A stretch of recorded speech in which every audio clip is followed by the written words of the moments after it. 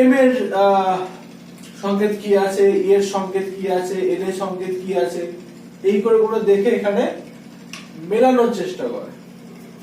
কিন্তু যখনই এই ডি এর কাছে যাবে, এই স্পেসিফিক্যালি এই রিজনিংটার ক্ষেত্রে তারা কিন্তু অনেকে আটকে যাবে, কারণ ডি কিন্তু এখানে কোথাও দেওয়া নেই। তাহলে এটা কি করে তাহলে করতে হবে, চলো। এইখানে যখনই দেখছি যে এটা একটা এটার সংকেত দিয়েছে বা এটার এই সংকেতটা দিয়েছে, তখন বুঝতে হবে যে এখানে তিনটে এল আছে, এখানেও তিনটে এইট আছে, মানে কিছু না কিছু স্পেসিফিক্যালি মিল তো রয়েছে।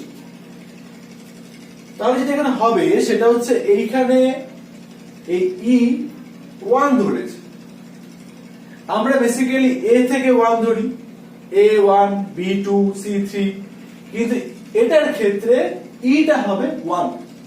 তাহলে যদি আমরা ই থেকে ধরি E F G H I J K L M N,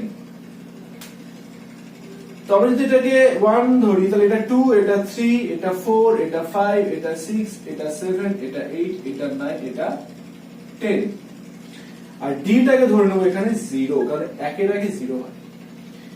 এবার যদি আমরা মেলাই, আই কি রয়েছে 5, তাহলে এখানে 5 বসে গেল, জি 3, এইচ 4, ই 1, ডি 0। তাহলে অপশন কোনটা মিলছে এটার সাথে, তাহলে অ্যান্সার কিন্তু এইটা হবে।